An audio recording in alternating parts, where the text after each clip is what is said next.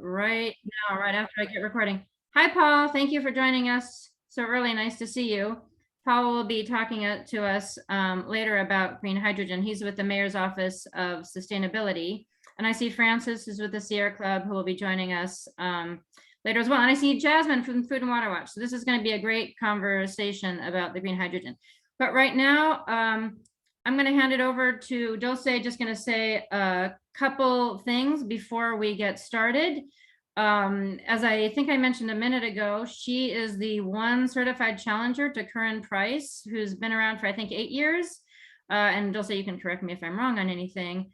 And so this is exciting. So this election I mean, the odds are, I'm going to say 99.99% that this election is going to be decided June 7th. Because there are really only 2 candidates. So this one is probably not going to the general election, is my understanding. And I will also add that Dulce just received the endorsement of the LA Times. So that's a very, very big deal. So congratulations, Dulce. And I'd forgotten to mention, but I should mention, Anisis Hernandez is in CD1, and she was going to join us tonight. And I apologize for those of you who came because you thought you were going to see her tonight, but just this afternoon, she dropped out. I'm not sure why, but there was a conflict and we just found out not very long ago. So I apologize for that. Okay, so Dulce, I'm going to ask you a couple of questions and then I'm just going to open it up to anybody here who has questions or comments or whatever for you, so we can just have a conversation. Dulce, if you could start off by, and I should say, I don't know if there are any board members here. I actually don't see any of our other board members here yet. So I will not introduce them because I don't think they're here. Fair enough. I'm just checking. Dulce, if you can just tell us a little bit about yourself, your background, what led you to join the race? Like, this is a big deal, and why people should vote for you instead of Curren Price. So I guess that's a 3-part question, but go for it. All right, and you might have to remind me of the questions because sometimes I get off on a tangent, but nice to see you, Lisa. I am Dulce Vasquez. Thank you for having me here. As candidates, 23 days from election, I've been hitting the door since 11 a.m. this morning. And prior to that, we had a team meeting and a policy meeting. And I'm on my way to an event right now, but this is a priority for me to be able to talk with you guys and introduce myself. I don't know how many neighborhood councils often show up from CD9. We've got a handful of really active ones to this group, but I'm happy to be here. I was born in Mexico. I was 7 years old when my parents brought me to the US. My dad was a dairy farmer turned construction worker. My mom was a nanny turned housekeeper. Both of them are still working construction and housekeeping. I came to Los Angeles after graduating from Northwestern University, where I went after being undocumented for 9 years. I came to LA in 2008 and I ran a civic forum called Zocalo Public Square, which is where I met Lisa. I ran that for 9 years, a organization that is dedicated to bringing people to ideas in order to educate our population on the current issues affecting our communities, including housing and health and sustainability, climate issues. We had a huge water conference, I remember, at the Pacific Design Center one year.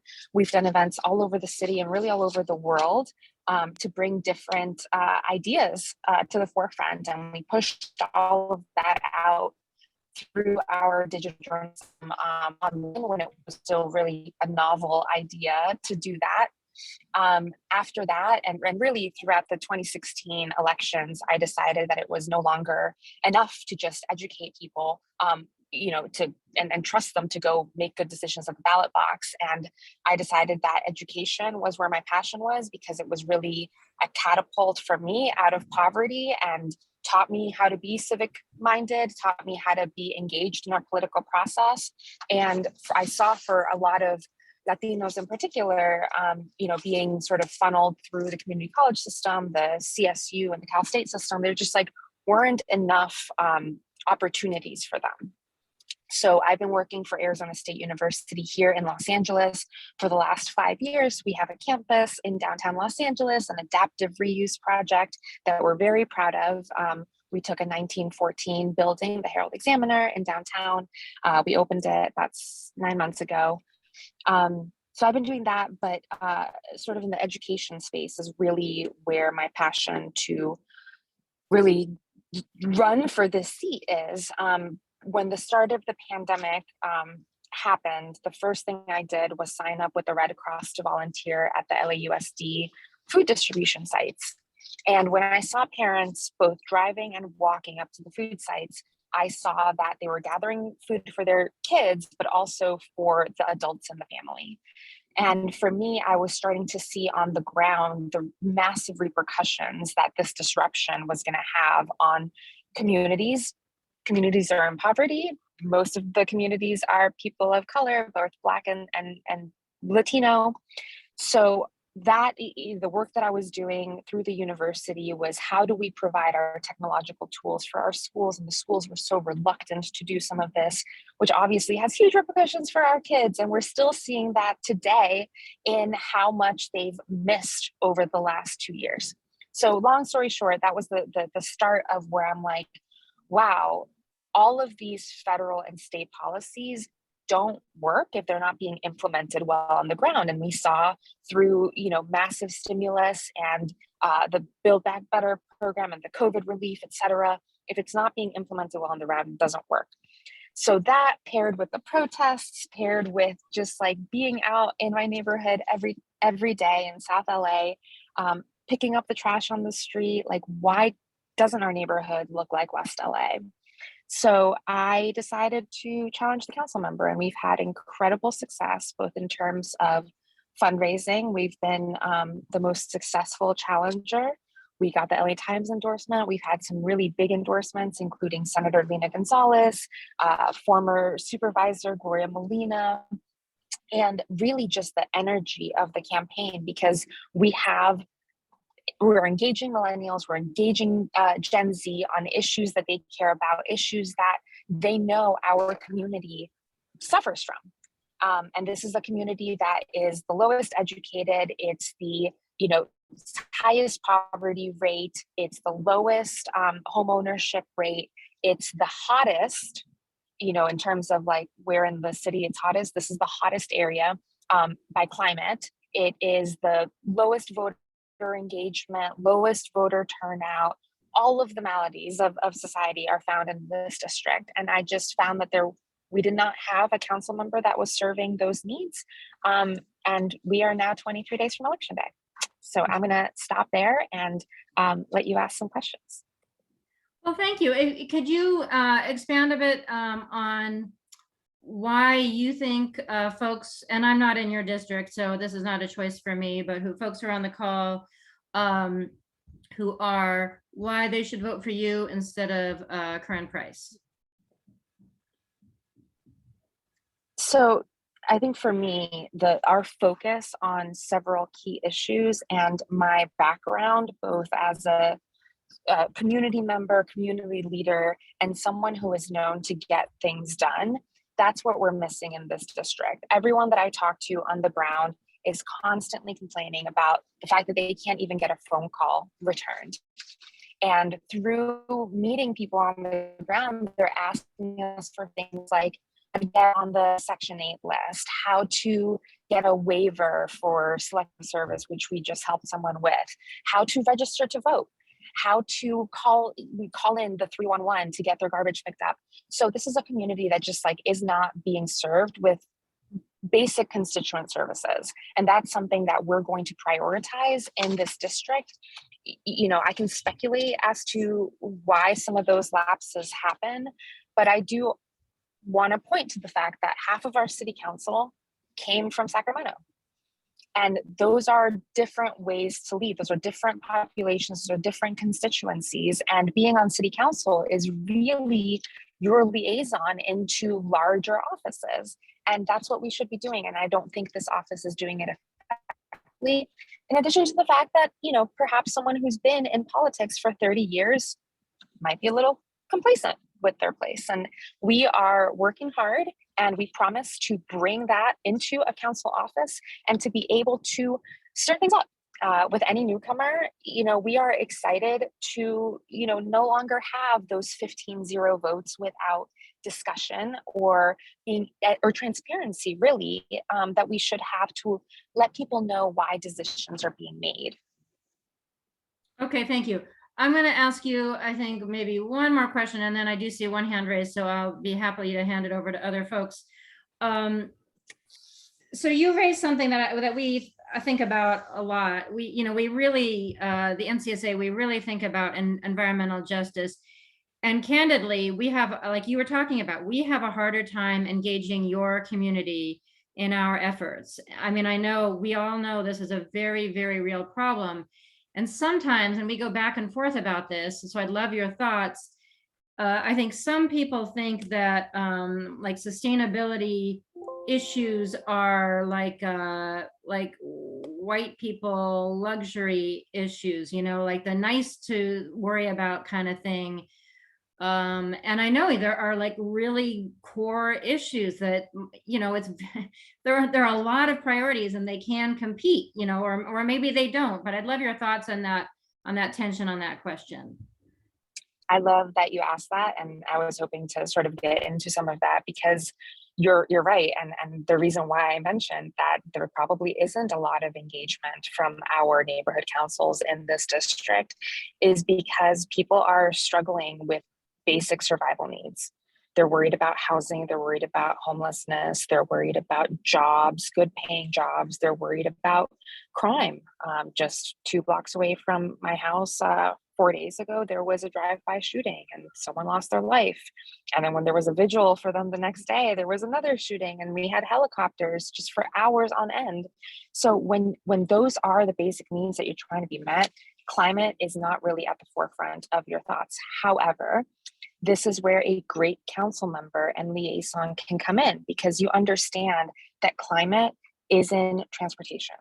We have 2 freeways that bisect our district, and that pollution, that idling, is toxic to the people that live here. We know that climate change is in housing, the fact that we need more infill housing, the fact that we know that density really uses fewer resources and really helps our grid, helps us prevent sprawl, helps protect our wildlife, helps protect our environment. We know that tree canopies, which we don't have in South Central, really help cool the streets, they help cool the sidewalks, and they help people, encourage people to go out and use our recreational facilities, which we don't have enough of. We have the lowest green space per capita of the whole city. So really understanding on a macro level how at City Council we make those decisions on people's behalf that are too worried, or not even busy, just like worried about other things. That's where you can have impact, and being able to connect the dots for people is where you can have a great partner and a great liaison. Great, thank you. That was really, really helpful to hear about. John and Michelle, did you folks have a question or comment? Yes, indeed we do. Dulce, thank you so much for being here. This is awesome. I see all your hard work and your community relations. And you know what? I'm sorry. I should have said this. I keep forgetting to say this. Could you introduce yourself, please, before you? Yeah, thank you. Certainly. John and Michelle Hales from Northridge South. It's the 12th district. So the question is, with all your background and interaction with the community, we see that when we go out and talk with people, for example, we're standing in the grocery in line, and we ask them, what do you think the councilman's doing for you? And they look at us and, who is that? Or we ask them if they've gone to any of the neighborhood council meetings. And they said, what's that? So what I'm asking you is, with that outreach, I think some of the similarities across Los Angeles is your effort to reach out to those people who don't understand, don't know, and haven't got a clue what you're doing.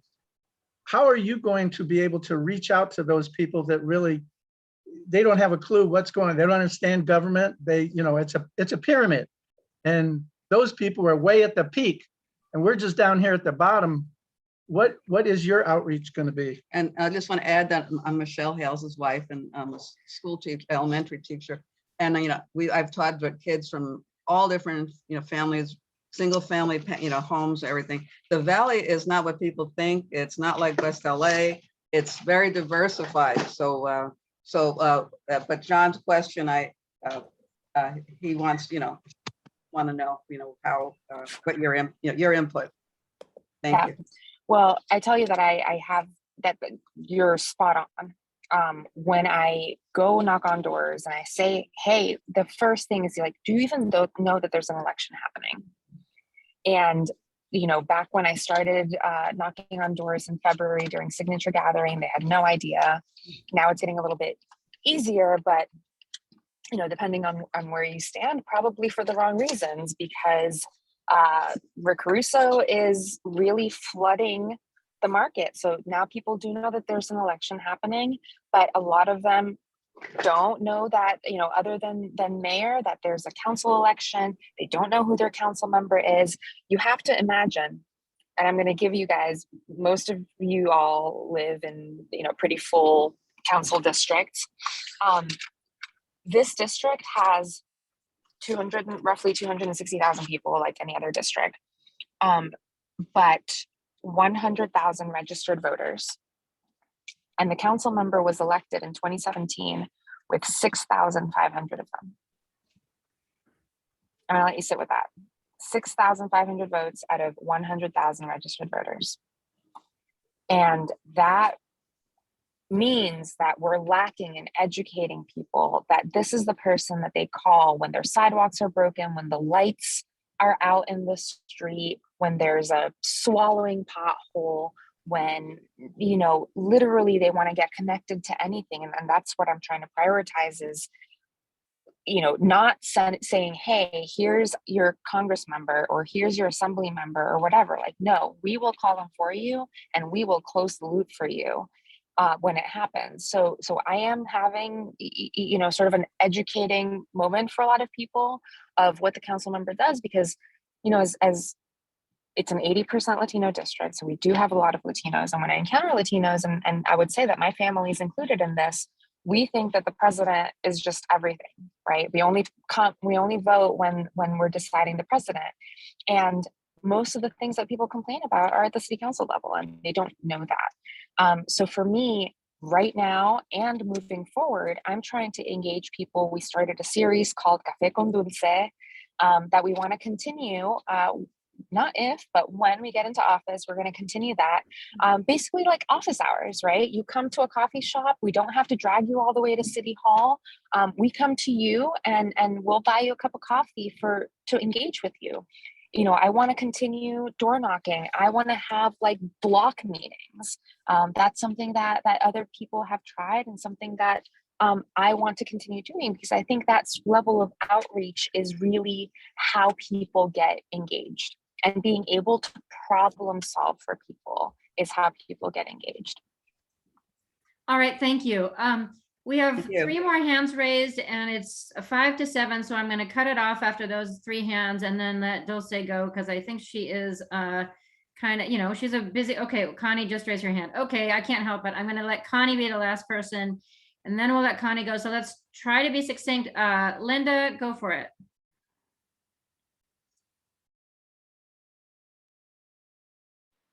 Good evening, everyone. My name is Linda Cleveland. I'm an EJ advocate, Watts Clean Air and Energy Committee.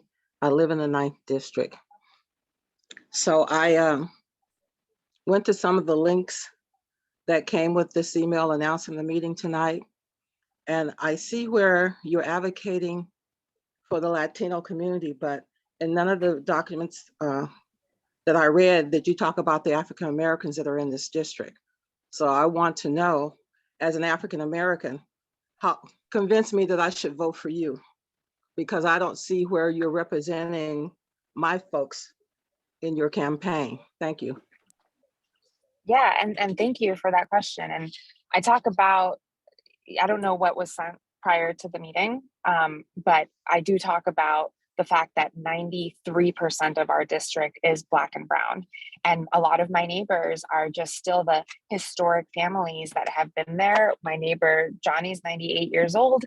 She has been in her house since 1952 and purchased it for $6,000. But no, these are the same issues that in terms of services, of responsiveness, this is about everyone, because we all need housing that is affordable, attainable. We need to raise homeownership rates. Like the fact that Johnny could purchase his house for $6,000, we need to be able to provide infill housing, but not just for rents. Like we focus a lot on affordable rents. Like I want affordable homeownership in this district because we have a new generation of both Black and brown constituents that want to stay near their families, and they should be able to afford that and afford 30 years of stable mortgage, and at the end of it equity in a house, and be able to create generational wealth. So I'm talking about the whole community, because this is going to benefit generations of people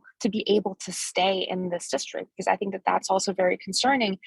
All of the displacement that has happened for both Black and Latino families, and it's going to continue to happen with current policies pushed by the current office holder. All right. Thank you, Dulce, and thank you, Linda. Pat. Hi. I love your platform. I think outreach is so crucial. Engaging communities is so crucial. And I just a very brief aside. I was door knocking quite a few years ago for someone running for CD5. And I had people slam their doors in my face because they said they lived in Encino, not Los Angeles. So I think engaging the community is so important. I think especially with the people on this committee, we are so committed to increasing our tree canopy every place. We're into empowering people. We're into expanding community gardens and doing everything we can. But the crucial thing is engaging people. And this has been a problem with neighborhood councils. In Encino, we represent 45,000 people. I think we had 150 people vote the last election. This is appalling. And your voter turnout in your district is appalling. So what can we do to help?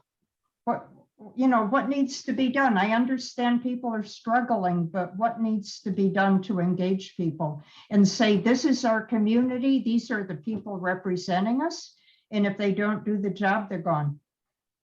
Yeah. I think there's no better engagement tool than door knocking and being able to provide that information. And that's what we're doing. And if any of you on this call, agree with my policies, I know that there's not a sort of a very exhaustive list online, but know that I'm an ally and know that I am running against someone who showed their colors when they were in the state legislature. The council member had not a great score on his track record by the Sierra Club standards.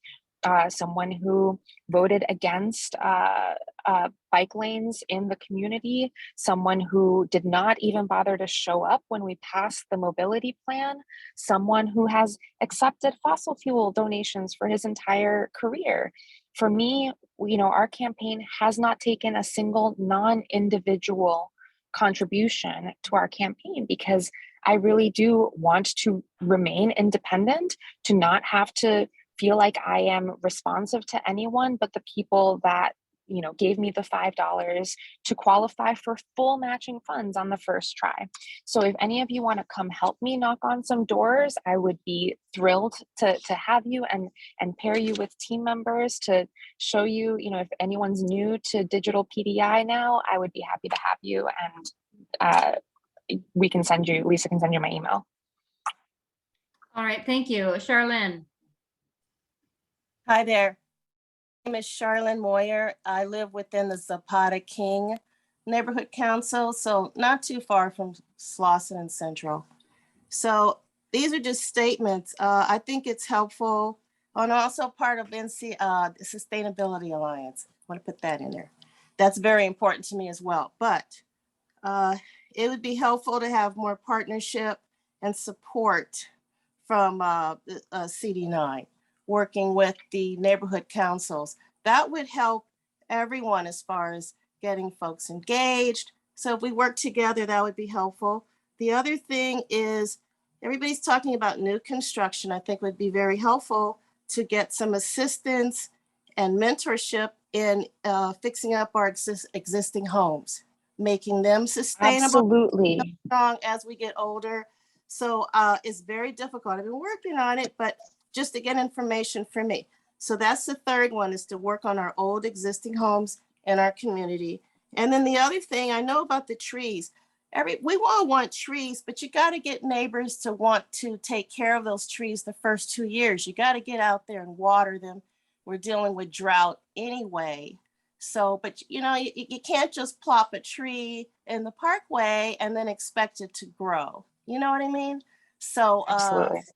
so those are just a few And things. so all of that, I actually, just to tell you a small anecdote, I wanted to plant trees in my parkway. It took them 9 months to get me a permit for trees that I was going to purchase and I was going to plant. So like that also needs to speed up and be responsive. But I completely agree with you with our older homes. And this is also where I'm highly concerned. And I think there needs to be both like state and federal help that we can get funding for, because we have a lot of elderly that are on a fixed income that might have, you know, historic homes, and the price to upgrade them, you know, even for paint or repairs or, you know, the wood paneling on the outside of the homes, those are really expensive things. And we need to be able to help our families offset some of those costs. And our district only has 25% home ownership rate. We need to make sure that we're providing other efficient methods of energy like solar for people who don't own their homes, and be able to have those cost savings passed down to renters. So completely in agreement. I'm excited to meet you. I would be thrilled to earn your vote, but thank you for calling that out, and thank you for being here. Okay. Thank you, Charlene. Connie.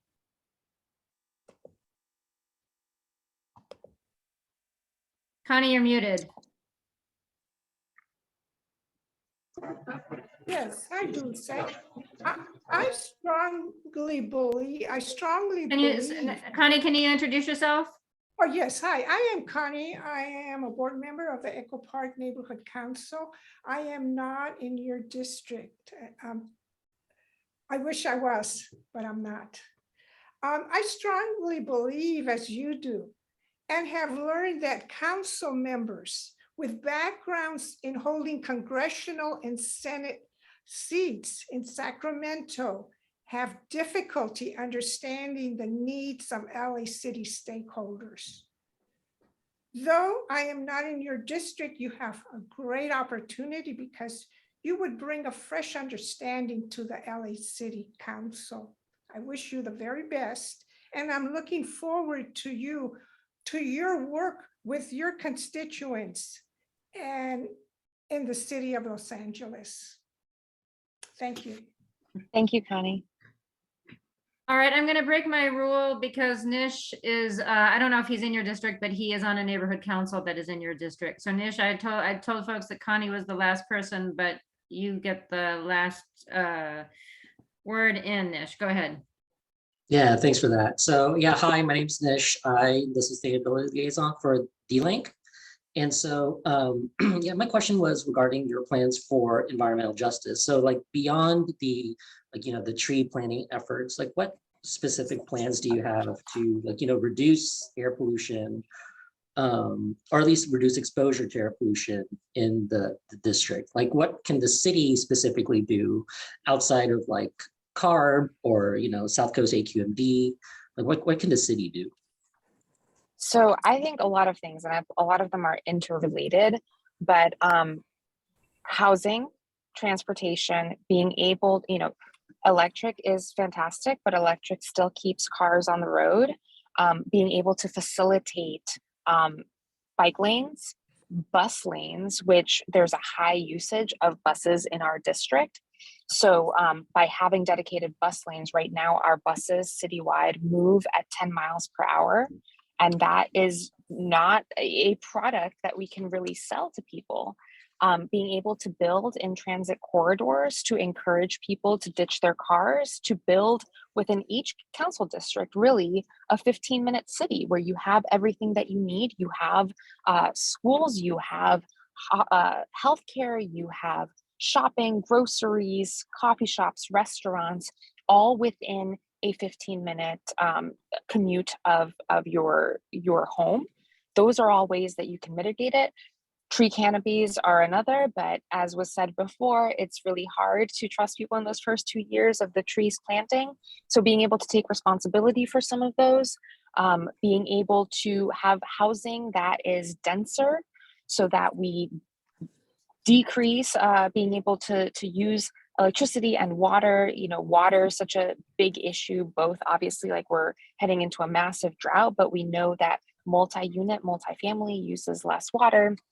So much, those are some of the things. And, I've done great partnership with D-Link as well when Ariana and Claudia and Joan McCraw, like I know the folks over there. So it's a great group and I look forward to working together on issues within the very small sliver that we have of downtown, which is LA Live and the Convention Center. Oh, I didn't realize that's the part you have. Okay, so Nish probably does not live in your district, it sounds like. I live right next door to it. Interesting. So, got it. close Okay. enough. Thank you. That's great. All right. Well, thank you. Thank you, everybody. Those were great comments and questions. And thank you so much, Dulce, for joining us. And good luck. And thank you so much. You're in the countdown. You're in the final stretch, right?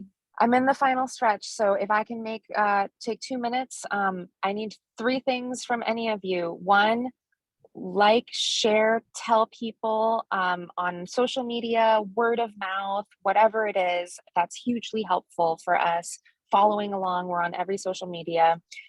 2, come out if you have some time on Saturday and Sundays, 12 to 3 and 3 to 6. We're literally out every single weekend. If you've got some time to spare to come knock on doors with us, dulce.la/canvas. I know someone on my team is on here if you can drop it in the chat.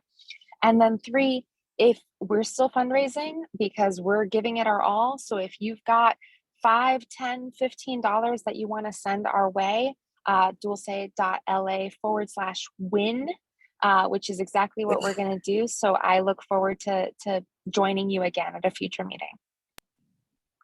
All right. Thank you so much, Dulce. This was great. Thank you for taking the time and off to your next event, I imagine. Thank you. Bye, everyone. Bye. All righty. Let me know. I've got to figure out why is John spotlighted now? Is he spotlighted for everybody or is that just for me? Zoom. Okay, so we are going to now transition to talk about green hydrogen.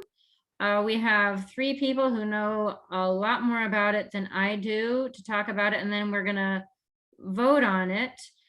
We've got Dan Cagle, who is the chair of our energy committee, and he's also on the strategic long-term resource plan, if that's what you call it, advisory group of the Department of Water and Power. And we have Francis Yang, who is with the Sierra Club, and also on that advisory group. And we have Paul Lee, who's with the Mayor's Office of Sustainability, who has been really, he can talk about it, but he's been working really closely, I think, with DWP on this question. And it's a really complicated question, as we'll find out. But I'll try to give the very brief overview, and then I'll ask these 3 folks to introduce themselves, and then I will ask Dan to share his slides, and then we'll get in a conversation with the 3 of them. So the overview, as I understand it, and I'll put links to these things in the chat. There were also all these links most of these links that I'll put in the chat were also on our website. There is a city council motion that is making its way. It passed the Environmental Energy, Climate Change, and Environmental Justice and River Committee. We call it ECCEJR because otherwise it takes too long to say. Committee, it passed through that committee the other day. The City of LA is looking at getting funding for from the federal government for what's called a green hydrogen hub, which would be experimenting with green hydrogen. And it's a different way for us to get energy in LA than we have previously. Okay, so I'm going to not stop talking about it. And Dan and Francis and Paul, could you, the three of you, please briefly introduce yourselves? Sure, I'm Dan Kegel. I'm the chair of the Energy Committee. I'm an engineer and I have a little science background, biology and applied science. But mostly I'm a software guy. So, Francis? Thank you. Yeah, Francis, go ahead. Francis, I use he and they pronouns. I'm an organizer for the My Generation campaign for Sierra Club. We pretty much work on getting California to 100% clean energy by 2035. And so I'm really happy to be here. I'll hand it over to Paul. Everyone, Paul Lee with the Mayor's Office of Sustainability. I'm a lifelong Koreatown resident and then formerly an engineer with LA Water and Power. And our office has been kind of overseeing this development with both the Los Angeles Department of Water and Power and the Port of LA. All right. Thank you. Thank you, Paul. All right, Dan, go for it. Okay, let's see if I can use this Zoom thing. So confusing. All right. So I'm just going to put a little frame around the discussion that we have an opportunity to reduce some smog and climate emissions. One basic problem we're facing in LA is we have a lot of smog. If you look at this graph, you can see that about a third of the year, we are above the legal limit for ozone. The only way, according to AQMD, that we're going to solve this is by going to zero emission for basically everything.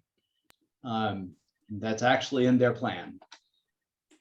And so one of the things, if you look at what's causing the ozone, it's mostly NO2 or NOx, nitrogen oxides. And if you look at what's emitting nitrogen oxides, it's mostly heavy duty trucks and a bunch of other stuff. But the big one that sticks out like a sore thumb is heavy duty diesel trucks. And well, what do you know? The port has a bunch of those. There's a whole bunch of trucks going to and from the port, and the city has some leverage over them since it runs the port.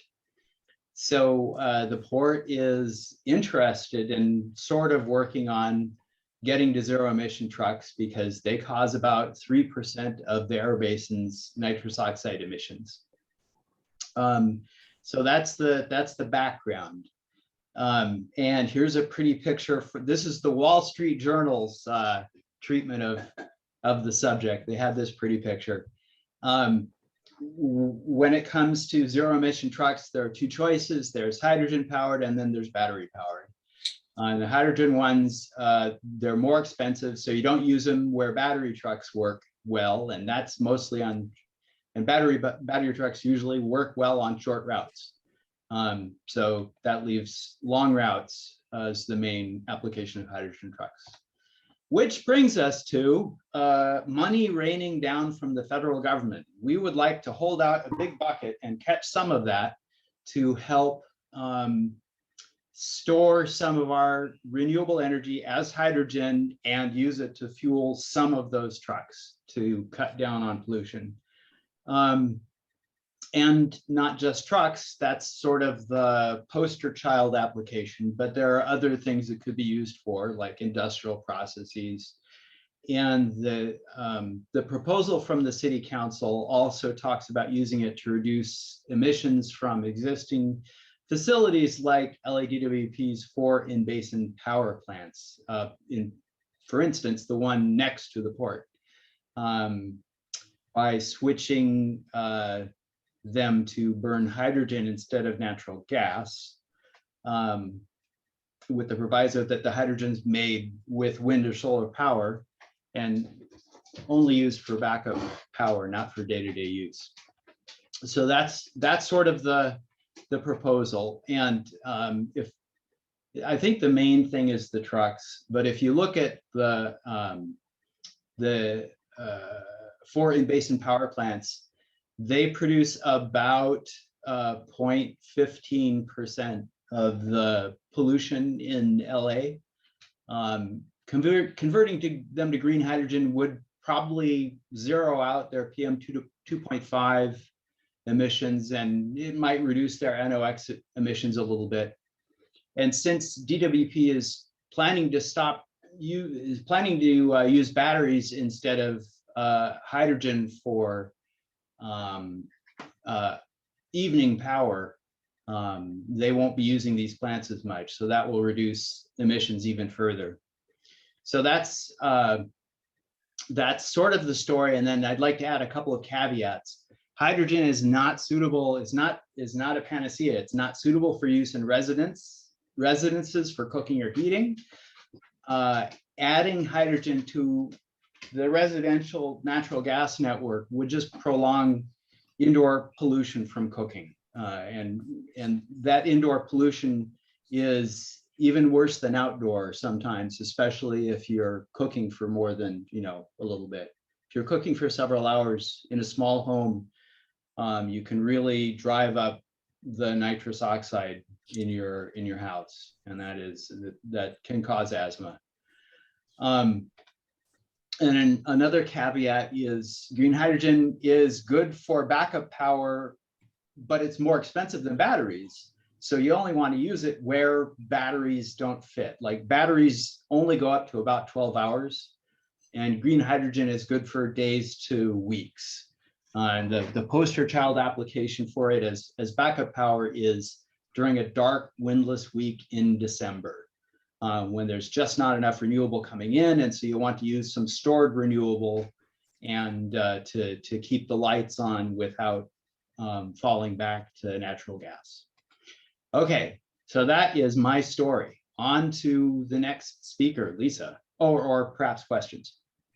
Could you say, I don't think I was clear enough on this, and I think you and I were not clear enough on this.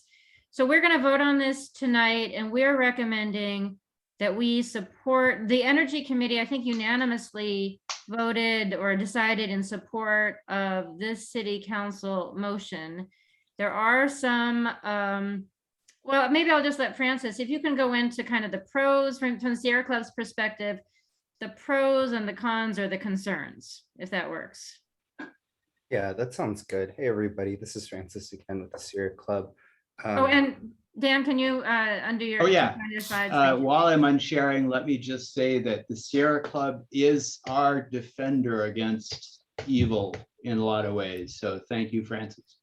It's a lot of pressure, but we're trying our best. I appreciate it, Dan. So I think I want to really emphasize a couple points. Hydrogen technology is a relatively new technology compared to a lot of other emerging things that we see.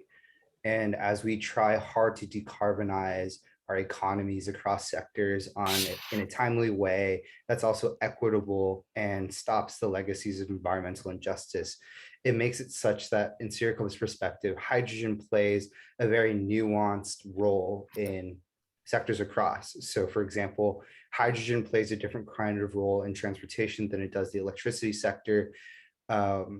And in buildings, it's like a no-go. It's just like an absolute no-go. It's an incredibly inefficient and unuseful technology to have in buildings. So maybe I can really start by saying, like, the way that we've looked at this hydrogen technology and therefore the hub is that hydrogen clearly plays some role in our future economy. But how much and what scope of it is what we're really interested in. And so the way that then it plays out in the hydrogen hub is that there's a lot of agreement with Sierra Club partners and agencies that, like, yes, we see the potential for hydrogen, but what we're really concerned about in the hydrogen hub is, well, how are you really planning to use it? And is this explicit? Is this clear? And what are the guardrails for communities specifically? When we think about, like Dan's presentation goes to show, at the Port of LA and the Port of Long Beach, there are an incredible amount of pollution burdens in communities along the 110, 710 corridors. And so some of y'all may be familiar with places like San Pedro or Wilmington. And if you haven't, I highly recommend you take a toxic tour with some of our environmental justice partners, because they will show you the kind of pollution that is every day. And so when we talk about hydrogen then in the transportation sector, the electricity sector, we're really talking about the end use. The green part comes from the production. When you make hydrogen, it can be used in all these sectors, but how you make hydrogen is really important. We're very specifically talking about green hydrogen as in renewable water and water. Oh, wow, renewable energy and water, my mistake. You can see I talk about this all the time. So that's the part that's green. We're saying no to biofuels. We're saying no to mixing, no natural gas, obviously. It's strictly electrolysis, the process of renewable energy and water. That's what makes it green. The end use, though, like in transportation, electrification must be the primary goal, right? For short haul trucks, for that last mile delivery truck that you see for school buses, etc. You get the idea. They could all be electrified, and we should be working on our grid to integrate how well we can make a future economy that will have battery electric vehicles at the ready, because that is a zero emission technology. But there are difficulties like long haul freight, where you're going to have to travel across states on end. And if you talk to any truck driver, they will tell you very clearly, it better be fast and it better be fast. And so that's where Sierra Club sees a potential for hydrogen to play out. That's included in the motion, in the green hydrogen motion. However, we have differences in how we see it play out in the electricity sector. And this is the part that folks who are aware are already getting prepared for, because Sierra Club has a pretty hard no combustion stance. And by no combustion stance, what we're saying is we don't want to see our 4 power plants across the LA basin be turned from natural gas power plants that do tons of pollution into green hydrogen plants. And yes, if done correctly, it will be zero carbon, but no, in the sense that it will still produce NOx, nitrous oxides, NO2, however you want to call it, because that is the thing that gives communities, especially Black and brown communities across our city, the cancer, the respiratory illnesses, the nosebleeds, etc., all those things that we're trying to get off of. So that's why we say no combustion. We don't want to see any more burning in our basin, especially if we're going through a transformative time when we have the opportunity for an equitable and clean grid. However, again, caveats, there are technologies like fuel cells. You might remember like what is it called? The Toyota Mirai, that's a hydrogen fuel cell car. Fuel cells are different. It's a chemical combustion process in which the only byproduct is really water vapor and heat. Whereas if you burn hydrogen inside of the car, which that's not what we're talking about, but as an example, that's what creates the local pollution burden. And for us consulting and being led by a lot of our environmental justice partners, that's where we draw the line. The hydrogen hub motion may be necessary. We can acknowledge that. But the scoping of it is what we're really concerned about and where we're picking our fight. We want no combustion in the basin. We want zero emissions. We want no environmental harm, especially for environmental justice communities. And otherwise, that's where our conversation is really going. The hydrogen hub motion, I understand y'all are going to vote on, but I hope you understand that hydrogen may play a critical role, but the conversation has to be far more engaged in where we draw our boundaries and where we say, like, this is our opportunity. And so in that sense, I hope you understand why it's so nuanced and why this conversation needs to happen. I don't know if I'm supposed to pass it to Paul, but Lisa, maybe I'll pass it back to you instead. Well, yeah, so even I'm a little confused. So I imagine that the people on this call might be super confused. So could you clarify, Francis, is green hydrogen, does that involve combustion? So that's not necessarily. And so these are the 2 different ways that hydrogen needs to be talked about. One is how it's produced, which is what makes it green or blue or gray, whatever color. And then the end use is completely different from how it's made. The end use is the ultimate part where we disagree with a lot of different folks. But the green part is where, for the most part, everybody is aligned. It has to be with renewable energy and with water. No biogas, no natural gas, etc., just green. but not necessarily that green hydrogen therefore means combustion. Let me know if that doesn't make sense. Well, and I'm happy to hear from, I know more about this than probably most people on the call. So if this is super, super confusing, people on the call, please raise your hand and just chime in with if you want a clarification. Paul, let me hand it over to Paul. If you could sort of explain kind of where you folks are with this, where you're landing on this, et cetera. Yeah. So thanks everyone for the overview, and like the nuanced conversations definitely saved me a lot of time in explaining. So right now, the Port of LA and DWP are gearing up to apply for the first round of funding from the DOE. So that's kind of like timeline wise, that's what we're looking at. So for the folks that are kind of like worried that this is happening really quick, like nothing's set in stone, like there's no surefire thing. We're really waiting for the DOE to officially launch their request for proposals, and then try and get, and step one will be to get a little bit of seed money so that we can really answer a lot of these questions and address these concerns, and scope out the project with the community in mind, develop exactly what these end users are in a way that's very inclusive and thoughtful. And given how important Justice 40 is to the Biden administration, I imagine they're not going to give us the billions for actually building this without an inclusive process. Where can you slow down and explain Justice 40 a little bit, please? Yeah, Justice 40 is an initiative from the federal government where they want 40% of the benefits from any federal dollars spent to benefit disadvantaged communities.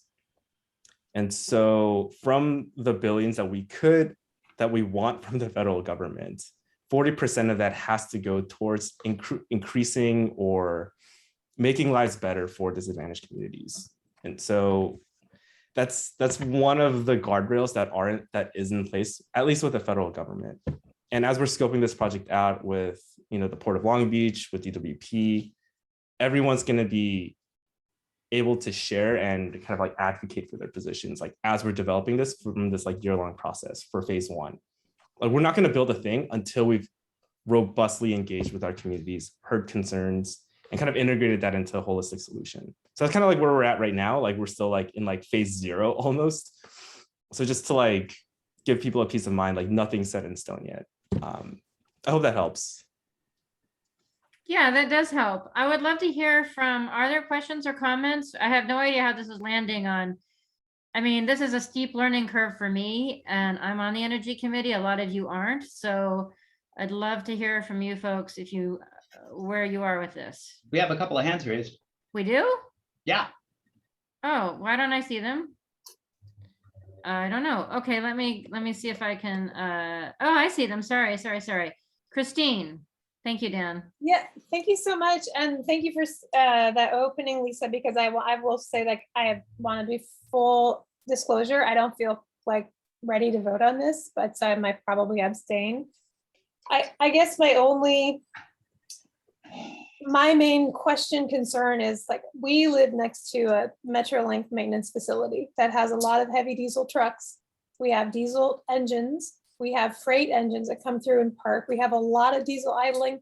Metrolink's whole plan is like biofuel from animal fats and other stuff. I guess what I feel like is there's all these different agencies being like, here's our big solution. And the Metrolink solution with biofuel is still going to put out a lot of carbon. Yeah. This isn't going to solve anything with the trucks coming to service these trains and the trucks bringing, the sand and the oil, all those other things that come here. And so I guess I don't really have, my first thing that just as a reaction is, do we have a strategy where something like this can alleviate more? I know the port is critical. I work on clean air in my community, but like there are all kinds of pockets like that East Yard Communities for Environmental Justice focus on, where we have freight rail, trucks, warehouses, all this stuff. So will it also help with that, or is this only going to be for the port? And Christine, did you say, I apologize, did you say where you're from, your community? Oh, we're in the Elysian Valley. So we're along the LA River, and we're right across from Cypress and Glassell Park. And there's a big Metrolink maintenance facility. Mm-hmm. And so we're the center of their hub. So all their trains, most of their trains get serviced here. And as a joint powers authority, it's been very hard to get you know, clear support. And then we lost the wonderful director, went to Metro. But, you know, so I think especially with a place like this, where we have so many different agencies involved in governing it, I just wish we could support something that has a shelf life that could go to other sources where we have diesel death zone situations and a lot of particulate matter and NOx and and have it help there too, I guess. Is what Lisa, would you like me to pontificate, or would you like an actual city person to go on the line? Well, I can tell that you're itching to pontificate, so why don't you do that, and then we can hear from Francis and Paul if they want to chime in. Sure. So eventually truck electrification is going to help a lot there, but hydrogen could be used on freight trains as well, and potentially also commuter trains. It's being tested for both in North America now. So I think that both the port's electrification and hydrogen experiments are going to contribute to getting a solution at the yard you're talking about eventually. And Christine is saying they have no plans for that, and I'm horrified. I did not know that they're talking about biofuels, which I think they're going to have a parallel track even with the high-speed rail. There's not going to be like electrifying Metrolink. They're going to have their freight tracks that are regular standard, and then the high-speed rail will be totally separate in this such stretch. So that's my understanding. So I don't want to get us off track, but I am hesitant because I'd like us to find a solution, something that can support all of these big problems. Yeah, I think hydrogen trains are being tested, and they could help. And they don't require track electrification is the big benefit for the railroads. Francis or Paul, do you guys want to chime in at all? I think that's a no. I can chime in. So okay, go ahead, Paul. So one of the goals with this hydrogen hub is to kickstart the industry and get the price so low that all of these industries can adopt this cleaner transition. So biofuels, I know biofuels was one of the other alternatives for this sort of dependable capacity for power generation, but that's something that we're trying to stray away from. And hydrogen seems like a better alternative for power generation than biofuels. And so if you can get the cost of hydrogen very, very low, then other adopters will just simply pick it because it's the cheaper option. And yeah, if we can get the costs down, and then LA can kind of bear the burden of like being the test pilot and going through the trouble of implementation and getting that cost down. And so maybe Metrolink can kind of see that and benefit from that initial kind of test period and the cost reductions. Thank you. Okay, Pat and Christine. So Metrolink, they're not. So I should know this, but I don't. Because Christine's talking about bringing this to the transportation committee. They're not city. They're like. No, it's joint. So maybe we have nothing to say about it. But it's a big. They impact a lot, and they do intersect in that they want to expand in places where Metro could possibly do light rail. I don't want to get us off track. Okay, fair enough. We can talk about that offline. I don't know enough about Metrolink to know if we have a say in it. You might, I know you've been in this and you know more than I do, but we can follow up later. More hands? What'd you say, Dan? There seem to be more hands up too. Yes. So Pat, go for it. Hi, everyone. So being a extremely old science teacher, I know we can, we can drop a battery in water and we'll have bubbles coming off both ends, and we have hydrogen and oxygen. I've been reading recently that there's advances being made in actually doing this commercially. Previously, it was necessary to have extremely purified water to do this because if it was like salt water, it would eat the electrodes. So my question is, where are we with this technology? Can we drop an electrode over off Redondo Beach and make all the hydrogen we want and suck it up? Or tell me where we are with this. I don't even know what she's talking about. Obviously, I wasn't paying enough attention to my science classes. You think I do? I can try to answer that, and then Dan and Paul, feel free to jump back in, and I want to hear your perspectives as well. But you touch on a really interesting and difficult point, which is two different things that I hear. Number one is, well, where are you going to make the damn thing? And then number two, well, what kind of water and how much water will we really need, right? So these are like inherently technical questions. So I'll try my best to show what I know, and hopefully it'll be intelligible to most of y'all. But there are major water concerns with how green hydrogen will be created, right? Like half of it is clean energy and the other half is water. Let's make it simple.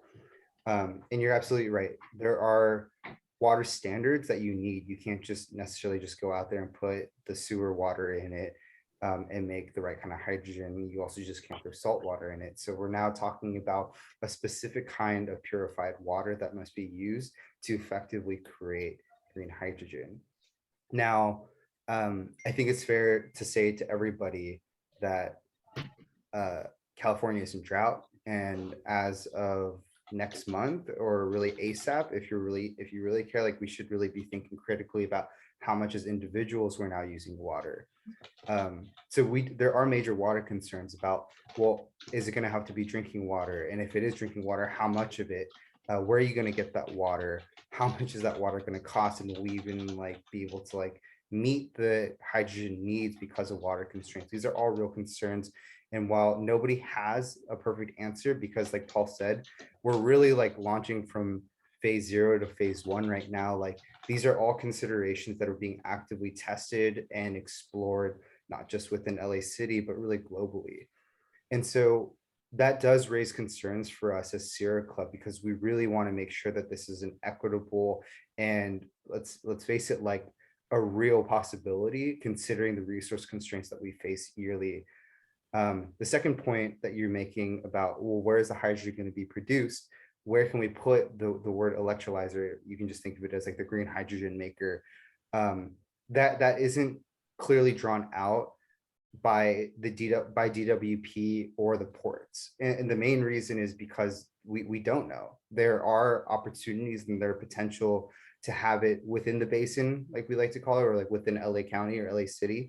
But there are also opportunities to do it outside of it, like right out by Lancaster.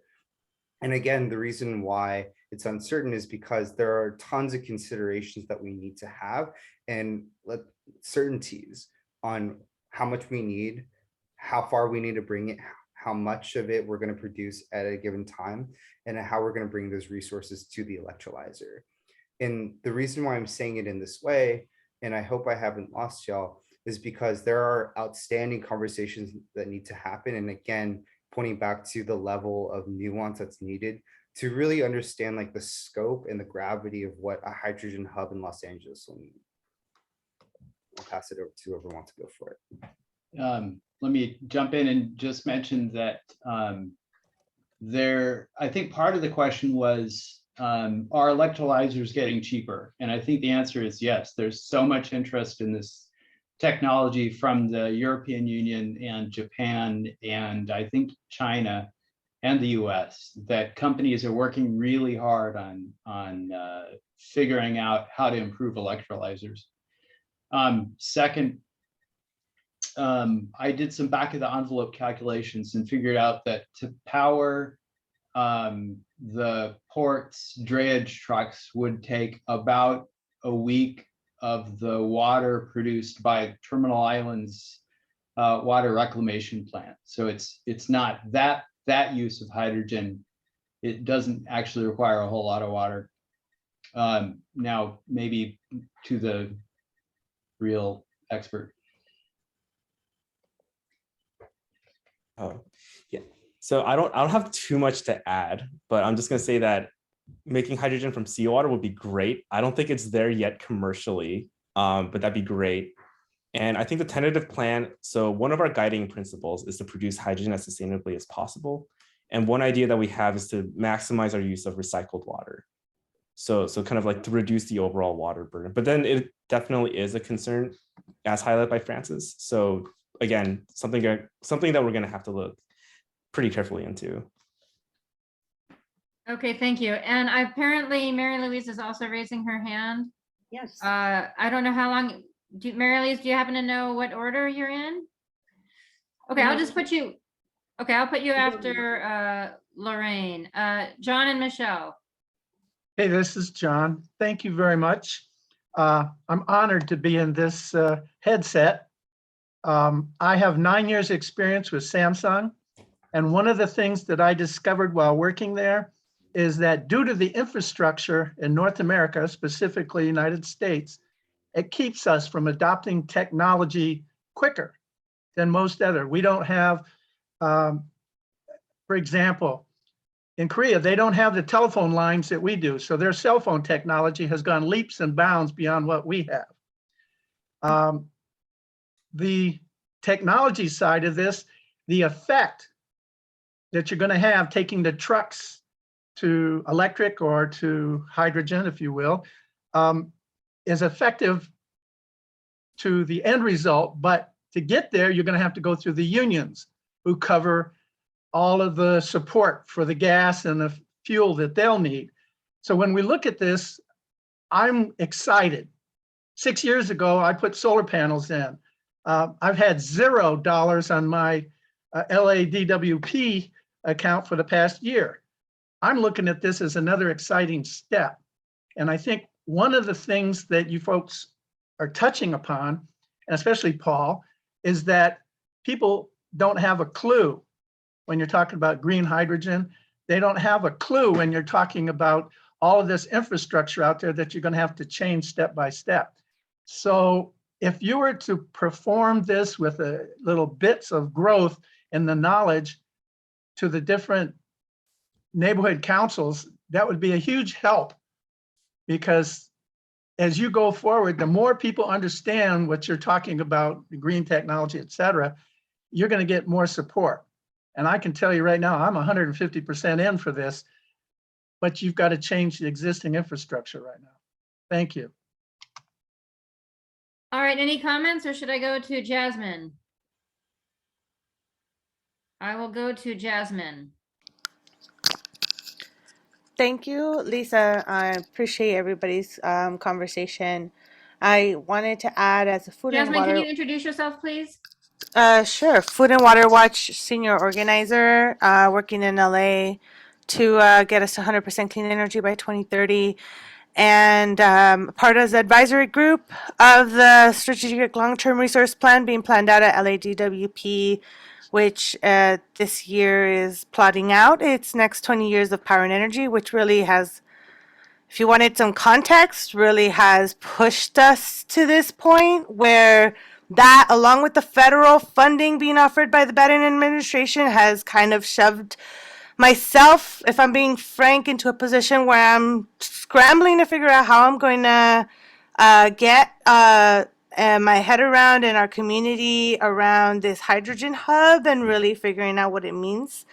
I remind myself of what happened in the earlier parts of the 2000s when we were looking at the expansion of natural gas and natural gas plants to replace coal plants and thinking that was a good idea, but it was really a bridge to nowhere and put us in a situation where we were backed up on real climate action for at least 2 decades.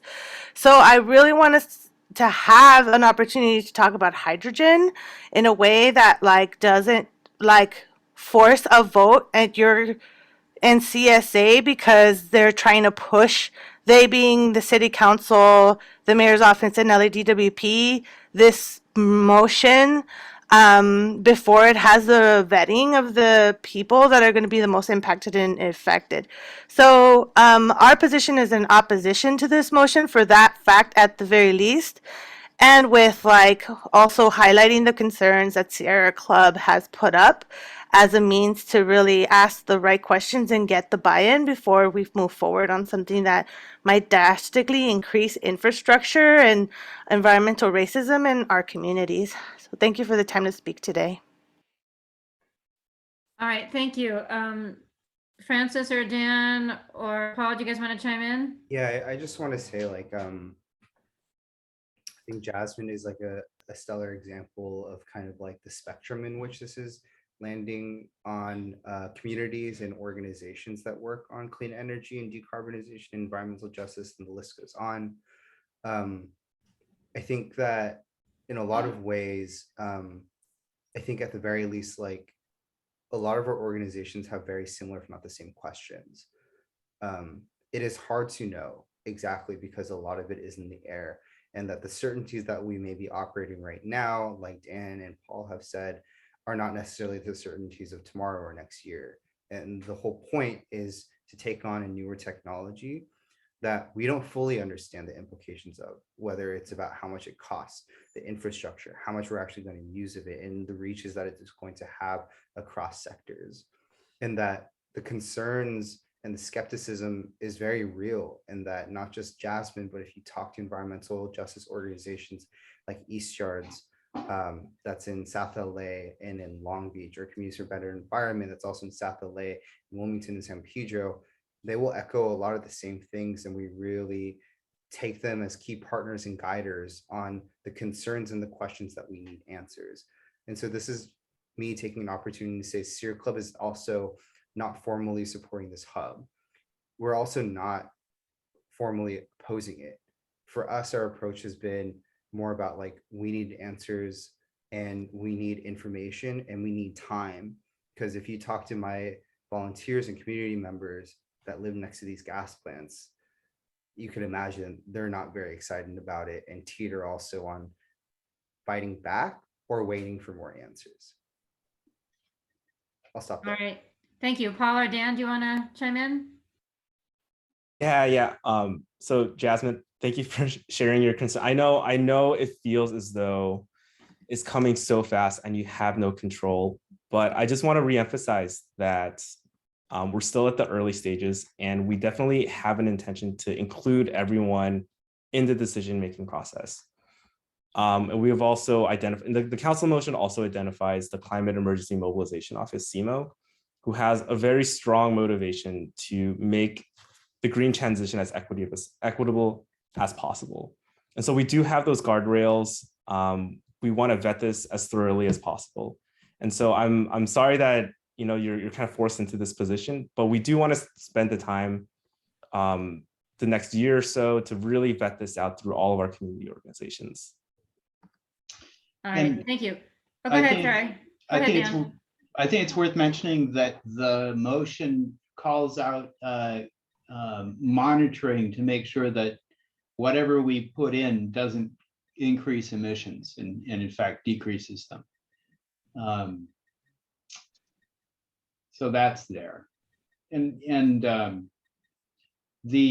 think Sierra Club is right to want to see what the city proposes.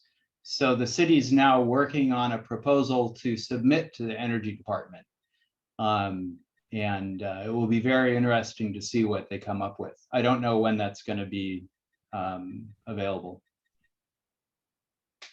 Okay, let's go to Lorraine and then Mary Louise, but Lorraine first. Well, the most recent... Lorraine, can you introduce yourself, please? Hi, my name's Lorraine Lindquist. I'm a board member of NCSA.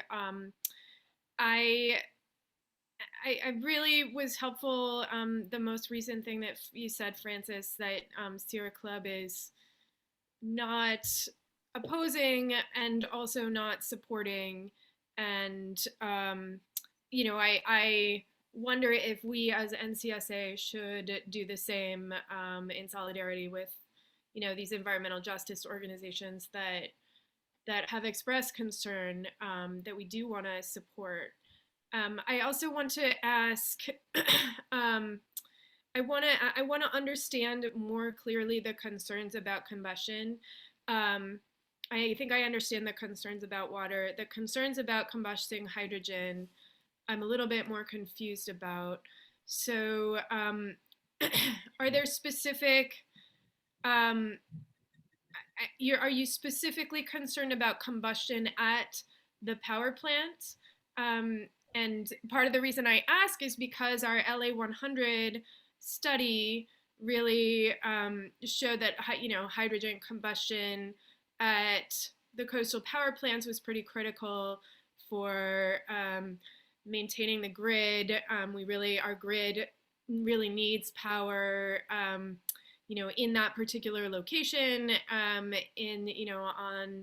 the coastal areas, was really designed around those coastal gas plants. And it's very difficult to build transmission to that part of the city to get power over there. And all of the scenarios do have hydrogen combustion.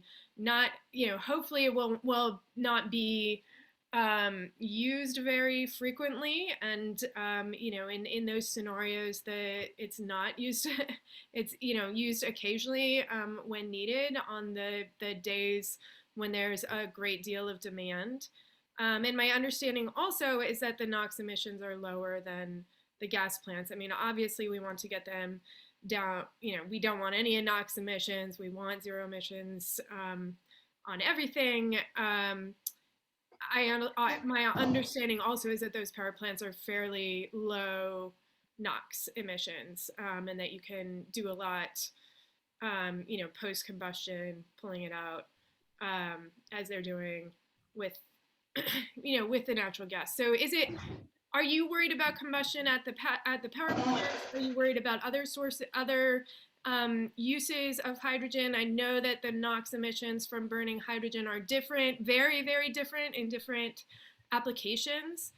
Some applications have almost zero NOx when, in certain cases when hydrogen is burned, and in some cases it has a lot more NOx than even, burning natural gas does. And so I'm just wanted to know more. Who wants to take that first? I hesitate to take it first, but considering that I guess I was the one who really raised the combustion stuff, it might be fair that I take a stab. So hi again, Lorraine. It's great to see you again. There's a first. And to your point about combustion, what is really the concern? How much combustion are we really talking about? What is the real pollution burden? Let me give you a spectrum of the kinds of answers that you will get. And in that way, I'll forfeit myself from sounding like I'm hardline about one exact scenario. And what I mean is that research has shown, including from Earth Justice's report and including the link that I have dropped into the chat, there is research that shows that combusting green hydrogen at power plants can produce up to 6 times more nitrous oxides than the current natural gas power plants. So there's one extremity. On the other hand, there's a lot of rising research, and I think Dan may testify to this, that shows you can actually dramatically cut down NOx with scrubbers, with the right kind of fuel usage and how hot you make them, etc. The spectrum is quite large, because I have to reiterate again, it is uncertain. The path forward is uncertain. The technology itself is being developed as we speak. So there is a spectrum in which we're talking about. So naturally, some folks may cater, and I think about what Lisa says, how much you trust your government and your agencies. Some folks will cater and say, well, there's an opportunity here to fix a major problem in a clean energy future when the wind doesn't blow and the sun doesn't shine. There is that opportunity, and that if you can make it so that the nitrous oxide is next to nothing as an extremity, then yeah, it may make a lot of sense if you think about it that way. But on the other hand, as you can imagine, folks who live in frontline communities feel strongly, and when they see up to 6 times more NOx, they freak out. The other thing that you mentioned is that according to LEDWP's Strategic Long-Term Resources Plan, SLTRP, Clean Energy Plan, whatever you want to call it, they want to use it very minimally. Across all pathways that we've identified to 100%, green hydrogen combustion has been identified as a necessary pathway. And that on top of that, they're saying that it will only be used, or it will only fill about 3 to 15% of the whole grid load of a given year. And so in other words, used infrequently, unless needed. So we have to take all these things into consideration. The point that I want to end with is that whatever the NOx emission may be, that we're using our numbers for and whatever path in future we may envision, the part that sticks with me the most, like you said, Lorraine, is, well, what about the communities that this is getting dumped back into? And how should they really respond? And based on how they respond, how should we align? Maybe we might not agree exactly with the NOx figures that are being presented, but if communities in Wilmington, and like I said, if you've never been to Wilmington, I highly encourage you to take a look. If they are saying we don't want any of this stuff in our community, at least the Sierra Club, I think it's only fair that we support that and say, like, you're right. If you don't want any more, you don't want any more. We may argue with the numbers, but I think at the bottom line, as an organizer, especially, and as somebody who's lived and breathed a lot of that air, I can understand why someone would oppose. And so I'll pause there. I hope that was as fair as I could make it. Dan and Paul, I'm sure you have a lot to say. Yeah, let me respond to the 6 times figure on NOx emissions. I think that is true if you have one giant flame, but they've figured out that if you have lots of little flames that are very small, I suppose little means small, so sorry. If you have lots of small flames and the gas, it doesn't spend much time in the flames, then it's both cooler and it has less time to generate NOx. And so if you build your turbine that way, there's less pollution right from the start. And then you can put a catalytic converter on the back end. And just for grins, because I'm such a nerd, I have a picture of one of the burners that I want to share with you. You see there's lots and lots of holes in it for the air and little teeny holes next to it for the hydrogen. And so each one of those is a little tiny flame that doesn't get very hot. And that is the secret to low NOx. Wow, you really are like getting into the weeds. That's amazing. It's very weedy over here. Paul, I'd love your thoughts on this conversation. Yeah, so just a couple of thoughts. So on hydrogen combustion, the only reason why DWP is interested in hydrogen combustion is that we can repurpose a lot of our existing equipment, so kind of keep costs down. And also, we're about to transform IPP, Intermountain Power Plant, our last remaining coal plant, to burn hydrogen. So we're trying to leverage that existing experience, kind of build off of that. That's the only reason why DWP is interested in combustion. The other thing that I'll add is that for the strategic long-term resource plan, they will be, I believe they're going to be looking at a no combustion scenario. And so I think we'll be able to kind of see what the trade-offs will be, and have a much richer discussion about like the pros and cons of combusting hydrogen. I have one more little geeky thing to add. You can totally not generate any nitrous oxide with hydrogen combustion if you don't involve any nitrogen. And you may decide that it's worth a little bit of money to separate the nitrogen out from the air and send just the oxygen into the turbine. And this is being done in some other contexts. If you do that, no nitrous oxide. So it's an option that could possibly be considered. And the more conventional options to avoid combustion that could generate NOx in the basin are just lots more transmission. And of course, more batteries to reduce the amount of combustion needed. Okay, I'm going to ask a super quick question, then I'm going to give it to Mary Louise. I wrote on our website nitrous oxide, and then I think I decided it was nitrogen oxide. I'm like, shit, which one is it? It's oxides of nitrogen. It's an inclusive term. So nitrogen oxide, or no, oxides plural of nitrogen. Well, that doesn't spell NOx.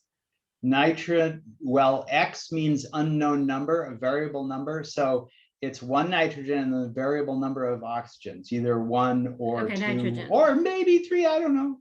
Okay, I'll deal with that later. Okay, thank you, Mary Louise. Yes,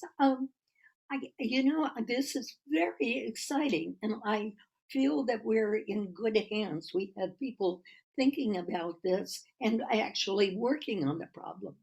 Now, originally my question was, what does this what's the wording of this motion before the city council? And I guess that's still my question. I don't think,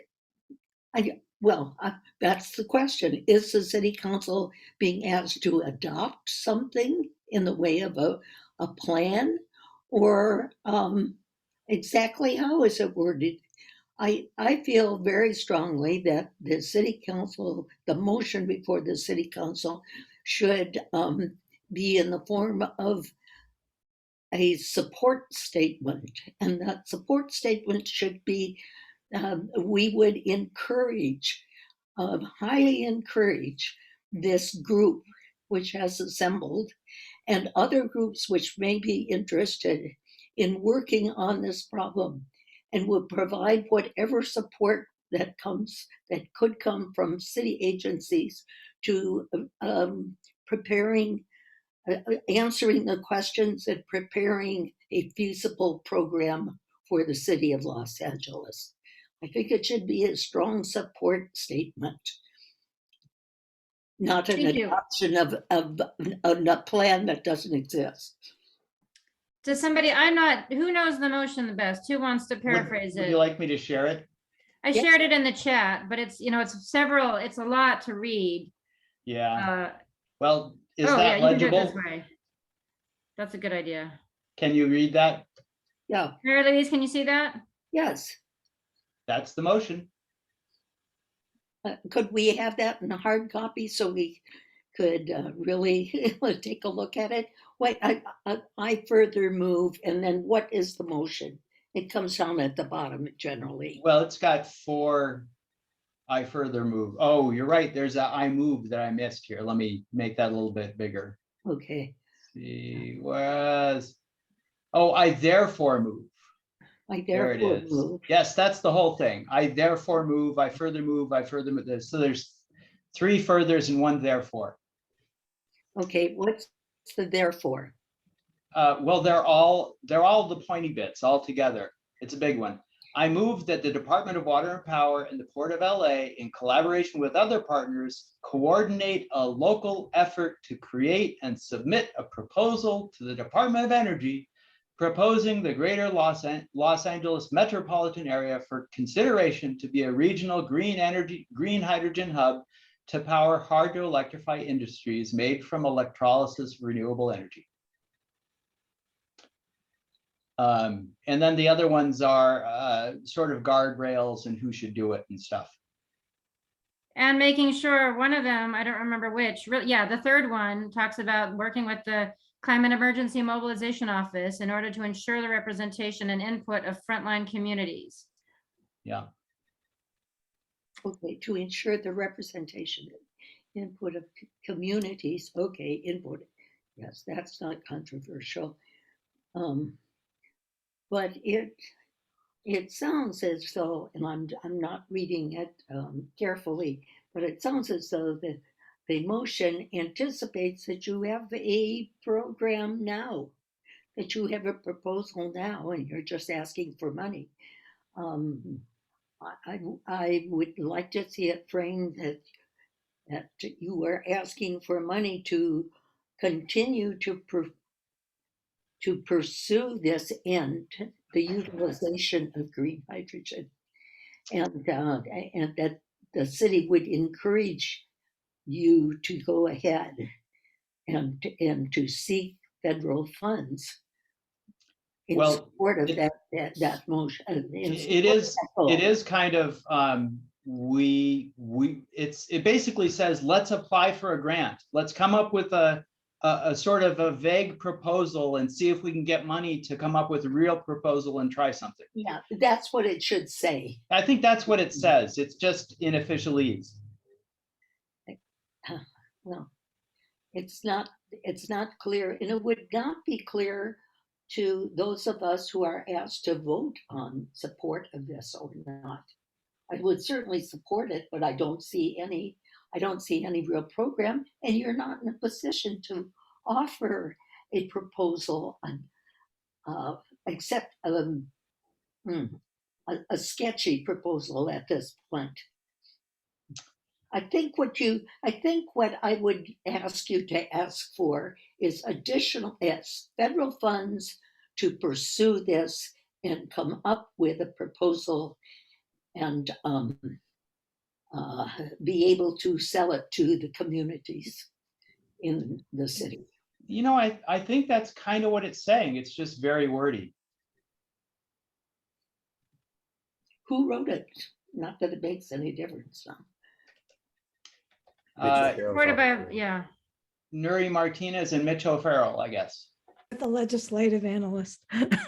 Yeah. I think that the way the lady in this committee stated it last, that's more understandable than what's written. Well, perhaps then They don't do it that way. what the neighborhood, what this Sustainability Alliance should offer is a proposal of their own. We wish to support further investigation of this exciting. I think that I agree with Dan. I think that's what it's saying. That's how I read it. That is what it is saying. They want to support further they want funding to support investigation of green hydrogen. Hey, Lisa, maybe we should show the motion that we voted on ish in the Energy Committee. It's sort of short and sweet. You mean in the fact sheet? We didn't really, we Yeah. just said we support this. So there's nothing more than that. Well, but would you like me to share the fact sheet, because the pointy bit of the fact sheet is designed to be understandable? Okay, sure. And then Right. Connie, did you want to say something else? No, I just like the wording that I don't know. Let's see, I don't know who stated it. Is it Miss Miss Morgan? Miss Morgan, is she? Mary Louise. Mary Louise. Mary Louise. Yes.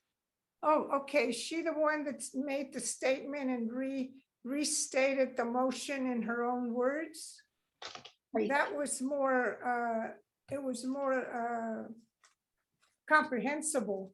But it's kind of a little irrelevant because this is the motion that's written that's moving through. So the question on the table is, are we supporting it or not?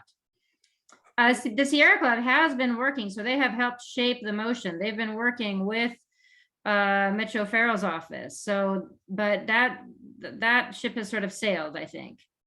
And Lorraine, I just saw that your hand is raised. Do you want to chime in? Well, I didn't have a question. I just had a comment, if that's appropriate. It is. So I really respect the research that the Energy Committee has done on this motion, and I appreciate it very much. I am going to be voting no on this, and it is actually, I actually do think this is probably a good idea. I actually hope this city does put together a proposal and ask for money from DOE. The thing that I am concerned about is, you know, the NCSA coming forward. I think that it's important for us to work with our environmental justice partners and really let them lead, especially in cases where you have things that will be affecting their communities. And it would need to be a really, there might be situations in which I would, you know, advocate that the NCSA take a different position from our environmental justice partners. But to me, this does not seem to rise to the level of importance for us to make that kind of a move. And I do want to defer to the local communities. And us voting against this tonight does not mean that we would be taking a position against this proposal. It would just mean that we would not be taking any position on it. And while I very much respect, you know, Paulie and the work that you are doing and the intentions that you and the mayor's office have of engaging with the community and getting all the details right, and you know, I very much hope that that does happen if this goes through. We also don't know who's going to be mayor, a year from now, or what Rick Caruso would do with the Climate Emergency Mobilization Office and how all those details would actually play out. So I just wanted to give my opinion and let people know why I'm going to be voting no. Okay, we need to move a little more quickly. Dan, can you show people something? And I want to say something and ask Ravi something, assuming he's still here. What did you want me? Well, you were showing something, so if you can show it and then take your screen down, that would be helpful. Oh, well, I just wanted to say that, the short and sweet version of sort of the sentiment is, zero emission trucks really, they reduce smog and climate change, and the city should go for this funding to help some of that happen. And I think it would be really sad if we let fear or NIMBYism paralyze us here. I want to ask a clarifying question, and then where's Ravi? Oh, I see. Okay, I see. I hope he's there. Because he's on the Energy Committee, and he's also a representative to the Strategic Long-Term Planning and Resource Whatever Advisory Group for the DWP. So I'd like his thoughts, because he was in the meeting when we decided on this in the Energy Committee. I'm not clear exactly who is opposing this. I know that Food and Water Watch isn't keen on it. I actually don't know who else isn't. So I'm not sure that we're really going against anybody necessarily, but I'm not. I actually have a, if you just look at the council file, you can actually see who's for and oppose it. The comments that have been made are all public. And so there has been vocal opposition, not just Are there my any own. other organizations that are opposed, Jasmine? Well, there's a letter that was filled out that was sent in for the last committee meeting by CBE and Pacoima Beautiful, and I'm pulling it up now, but Physicians for Social Responsibility. The groups have been pushing LEAP LA that have been really focused on reducing emissions and leading the CEMO. So they've been really good at making sure CEMO is part of this process, but there's been no support for this voiced. And so I just want to make that clear if folks didn't know. Okay, but they have not opposed it. Is that what they're sort of like Sierra Club? Is that what you're saying? No, I've heard opposition as well. Not from CB specifically, but from PSR LA, I have heard. But again, if you shouldn't take my word for it. Look at the council file. It's all Fair there. enough. Okay. I want to jump in really quickly. Thank you for that, Jasmine. I just have a question regarding that. So sorry, it's Francis, and then I want to go to Ravi, and then we'll go to you, Connie, and then we really need to wrap it up, unfortunately. Sorry, Connie, Go ahead, I just want to respond to both Jasmine and Lorraine. Formal opposition is different than people saying oh, I don't like this, and I have these concerns. ECRS and CBE did not formally oppose. This was a long process that Jasmine and I have been involved in across environmental justice organizations alike, engaging with LEDWP, the mayor's office, city council members, the Port of LA, Port of Long Beach. You get the idea of people really signaling very clearly we don't have a good feeling about this, and we need these questions answered if you want any of our endorsements. And if not, it'll continue to make the case that we're opposed to it. And so the reason why I'm saying that is because formal support, and all of you can see how this landscape plays out in the larger organizational world. A lot of folks are signaling opposition, but it does not mean that there isn't an opportunity for endorsement. But it also means that we need a lot of answers over the next years, over the next couple of years at least, before anybody's going to support this. Sorry. Okay, Rob, thank you. That was very helpful for me. Ravi and then Connie. Did you just want my input, Lisa? Yeah, sorry. I know. I'm asking you. You're not. I know. Yeah, because you were in the committee. I support it. You supported it at the time. I don't know if your thoughts have changed, but I would like, as a person who's representing us to DWP and was on the committee, I'd love to hear your thoughts. Thank you. Yes. Yeah, sure. And I think I may have a different view on what we are saying yes or no to than other people do, because I see this as it's a request to apply for funding in order to explore a green hydrogen hub. And the process of exploring it involves studying it. It involves engagement with multiple stakeholders, environmental justice organizations. So it's kind of like it's a request to apply for funds to even start this process. And so it's one thing to say like well, it's early stage, it's like we're in the first inning. To me, the game hasn't even started yet. And so I kind of see that what we're voting on, I mean, all the concerns that have been raised are very valid. And so, but we don't even have a what to really say, does it meet those criteria or not? We're not even close to that. So that's why I'm supportive of it, because, we'd rather have this hub and all this operation happen potentially here or go to another state. We're really just vying to have this infrastructure here. And we really need a solution to get off of fossil fuels, get off of natural gas. And so this is one avenue to the light that we think is important to the solution. And there's another sort of inside baseball aspect in that some of the places that are applying for funds they're not going to be applying for green hydrogen hubs. They're going to be applying for fossil hydrogen hubs. And we'd kind of like to not have any of those. So we want to take the money and use it on green stuff rather than let them use it on brown hydrogen. Thank you. Okay, Connie, and then we got to call a vote because it's after 8:15. We're running late. Okay, I have a question on a phrase that was used in that literature.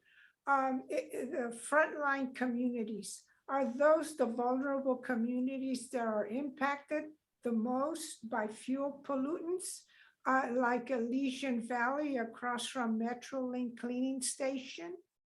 So frontline community would be Elysian Valley? Yes, okay. I mean, that's when there are lots of them, as Francis Yes, has there's been a lot of talking them. about. Yes, thank you. But I live close to that one. Thank you. Okay, Lorraine, are you ready to vote? Okay, Muriel, are you ready to lead us through a vote? You're muted, Muriel. Do you want to start the prompt and then I'll just do a roll call? Oh, are we voting to support the motion? Oh, okay. So are we voting to support the motion? So Lorraine?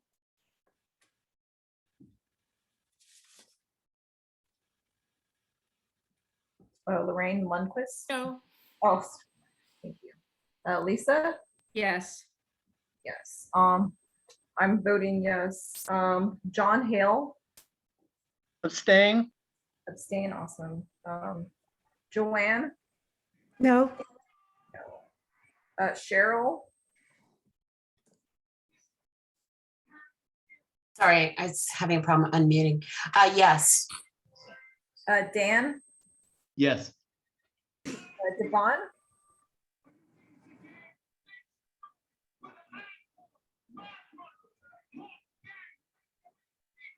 Yeah, I guess he's not there. Devon, you're not there? Is he DW? No, I see his box and just. Yeah, I just think he's probably not listening. But go ahead. That's So fine. yeah. Kathy Schreiner? Abstain? Okay. Laura? No? No. Lionel? I abstain.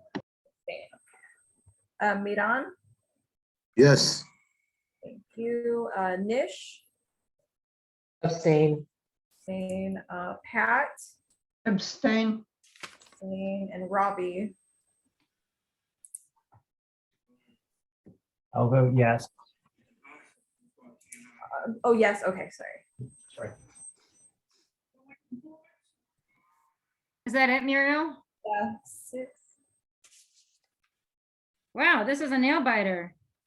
6-3. 6-3-4. So yes, no, abstain. Did I count that right? Oh, wait, hold on. I have 6 yeses. Oh, I don't know how many no's I have. Oh, it's actually 4 no's. My bad. Yeah. So this is out of 14. So wait, we have one voter who's back who didn't get to vote. oh, Devon? Yeah, that was Hi, Devon who tried. I'm here.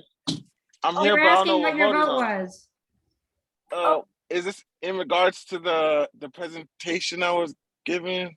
Yeah, the green hydrogen hub supporting the motion, the city council motion for the green hydrogen hub. A I yes remember. vote supports the green hydrogen hub motion, city council motion. I remember you were in support of it, so I think I'm gonna go yes. Okay, yes. So that makes 7-4-4 out of 15.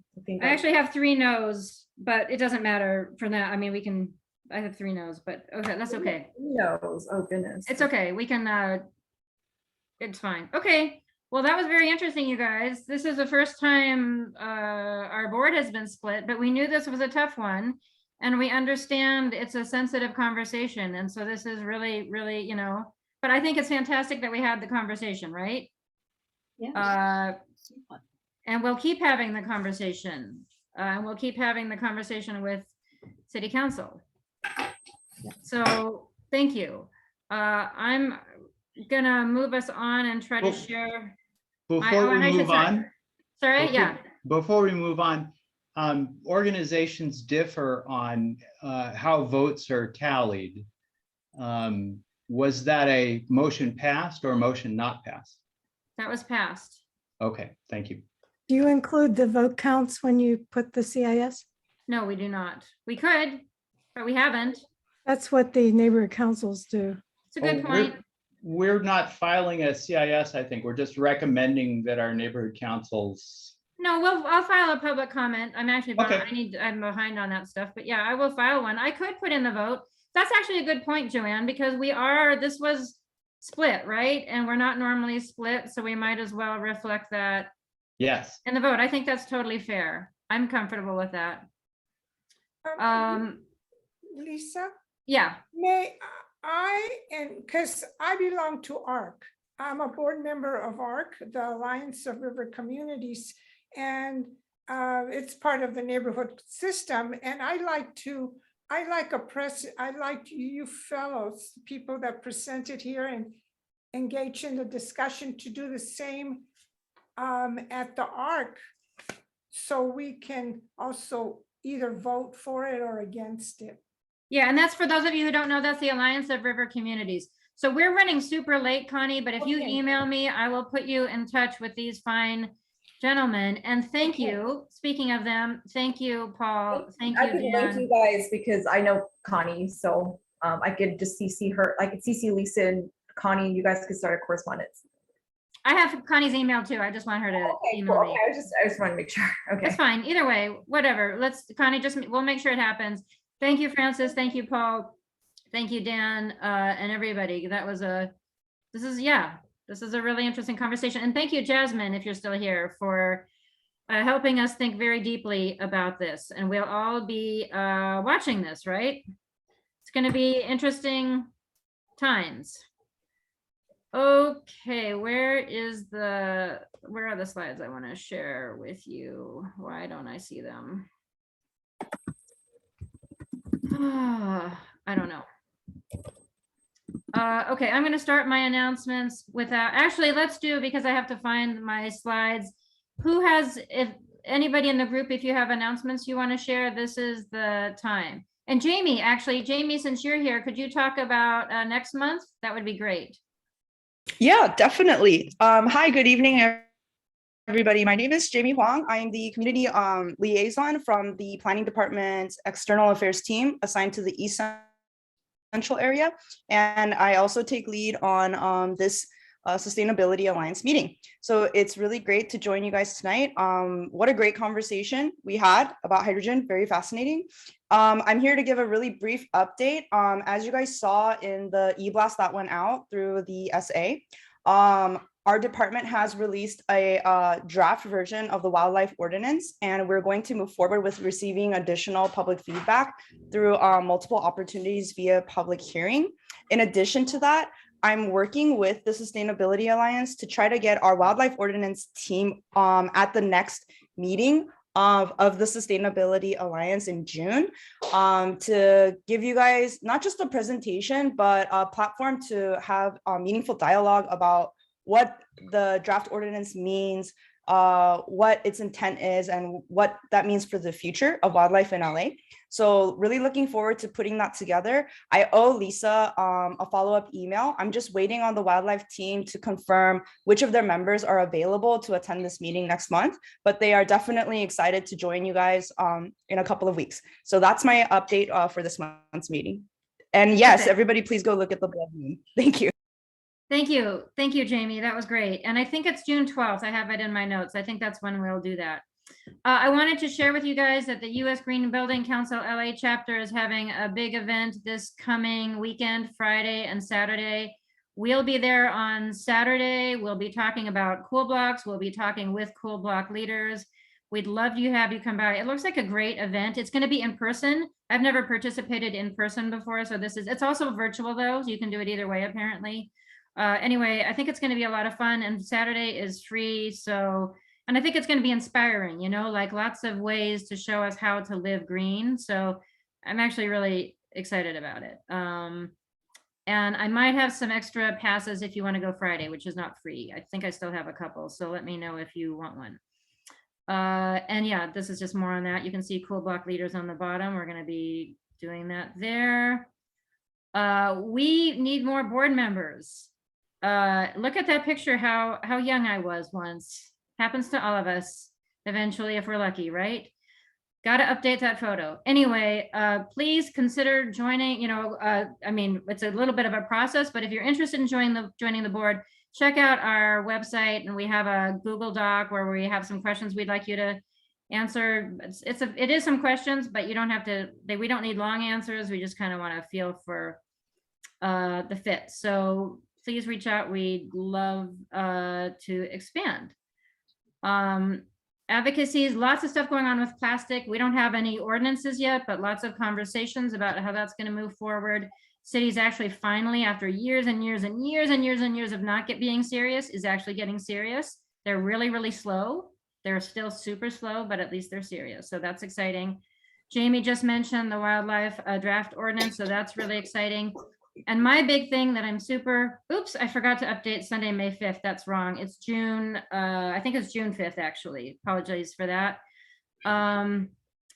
Public comment is now sometimes being restricted because as committees and city council are starting to meet in person, they are no longer allowing people to call in. And lots of us are super pissed. I don't know what the advocacy committee can do about it, but I really think we need to at least let people know that we're pissed. So more on that. Dan, the floor is yours. Sure. We've been consumed by this hydrogen question since, as you noticed, it's subtle. We actually spent an entire meeting just talking about that and maybe some more. So please show up at our next meeting if you're interested in that kind of stuff. Yeah, actually, I mean, it is a little nerding out, as I think a couple of you have said, but it's really interesting. I've learned so much from that committee. Muriel. So hi guys. I'm going to recap 2 meetings that happened since our last monthly meeting. We had a meeting on April 14th that was delayed from the 7th, and also one on May 5th. The most outstanding items we have done so far is that we had just we had voted to have our mission statement sent to NCSA board for approval, and also the UCLA Luskin study has finalized. So we'll be seeing a presentation in 2 weeks. So that's exciting. At the April 14th meeting, there was a bus shelter presentation by Transito Vector. There was talk about potential things to do with the White Hill data LAX, the CIS that's going around regarding that. And also someone commented about attending the climate mobilization meeting on March 30th and like their meeting notes. And then for the May 5th meeting, Barbara Broyd did a presentation in order to stop STAP, urging the public to comment during Board of Public Works meetings. So that kind of segues into what Lisa was talking about. So hopefully we'll be able to still do that. There was talk of potential TCM network coaching, so we may have a presentation on that. And then finally, the Eagle Rock Beautiful Boulevard has finally gotten passed, and now they're not thinking about it, but they now are going to get started on the North Hollywood to Pasadena bus line, so that's really exciting. And that's it. Thank you, Muriel. Joanne. Yes, hi. The Trees Committee is actually meeting next Saturday. It's our bi-monthly meeting every other month. And it's a Zoom, 1:30 to 3:30. And we're going to do one on planting, actually. We don't usually do that, but since the biodiversity report, we feel it's important to follow the City Council Biodiversity Directive that directs every department to implement biodiversity in their practices. And that practice is to plant native trees and plants as a result of truly understanding the biodiversity report and the fact that this is a biodiversity hotspot here. And so one of the good things that happened is that native plant activists some years ago in the teens convinced the city and Metro to go native at the Westwood Greenway near the Expo line. And this is an interesting project, and Charles Miller was one of the people who helped get this to happen. And he is the founder of LA Native, which is a coalition to advocate for native landscaping. And he's a past board member of the Palms Neighborhood Council. So he'll be speaking. And I have toured this greenway. It's very interesting. And we made a very bizarre discovery there, which I won't reveal now. But if you come to the meeting, if you'd like to come, trees@ncsa.la is my email, and I will send you the Zoom link and the agenda this week if you would like to attend. And I will be sending this out to everyone who's on the Trees Committee mailing list. Thank you. All right, thank you, folks. We're a couple of minutes over. Oh, I should have put the eval. Let me put the eval back in the chat. Well, actually, if you need to leave, it's higher up in the chat, so you could find it. But it was, I mean, a really deep conversation. I'm really glad we had it, and thank you so much for joining us. Any last announcements from anybody? Mary Louise, did you have an announcement? Are you still here? Yeah, I'm still here. Yes, I have no announcement. You don't? Oh, I thought you did. No, I'll take something offline with you. Oh, okay. Okay. Anybody else? All right. Thank you, everybody. And have a good evening. You too. Thank you. Thank you. Bye. Thank you. Blood moon now. Oh, I forgot about that. Thank you for the reminder. Thanks, guys. I can't see it in my neck of the woods. Bye, everybody. Bye.